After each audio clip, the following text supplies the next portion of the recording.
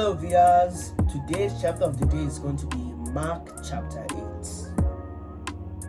8. In those days, when a great crowd had gathered and they had nothing to eat, he called his disciples to him and said to them, I have compassion on the crowd because they have been with me now 3 days and have nothing to eat.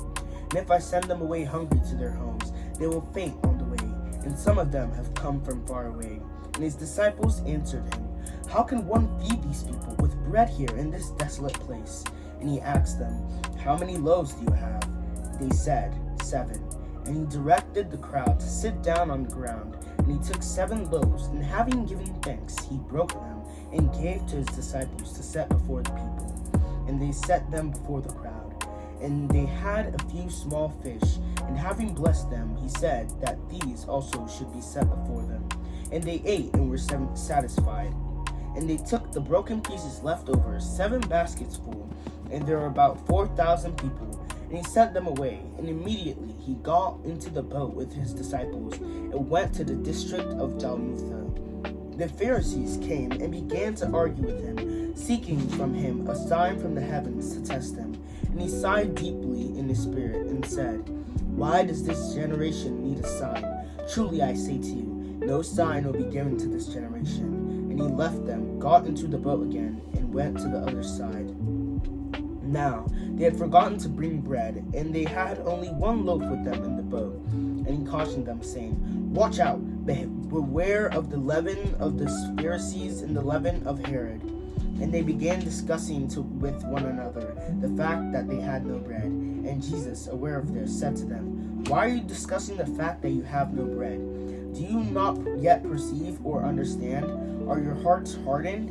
Having eyes, do you not see? And having ears, do you not hear? And do you not remember when I broke 5 loaves for the 5,000? And how many baskets full of broken pieces did you take up? They said to him, 12. And 7 for the 4,000. How many baskets full of broken pieces did you take up? And they said to him, 7. And he said to them, Do you not yet understand? And they came to Bethsaida, and some people brought him a blind man, and begged him to touch him. And he took the blind man by the hand, and led him out of the village. And when he had spit on his eyes, and laid his hands on him, he asked him, Do you see anything? And he looked up and said, I see people, but they look like trees walking. Then Jesus laid his hands on his eyes again, and he opened his eyes. His sight was restored, and he saw everything clearly. And he sent him to his home, saying, Do not even enter the village. And Jesus went with his disciples to the village of Caesar Philippi. And on the way he asked his disciples, Who do people say that I am? And they told him, John the Baptist, and others say Elijah, and others one of the prophets. And he asked them, But who do you say I am? Peter answered him, You are the Christ. And he strictly charged them to tell no one about him. And he began to teach them that the Son of Man must suffer many things, and be rejected by the elders, and the chief priests and the scribes, and be killed, and after 3 days rise again. And he said this plainly. And Peter took him aside, and began to rebuke him. But turning and seeing his disciples, he rebuked Peter, and said, Get behind me, Satan, for you are not setting your mind on the things of God, but on the things of man.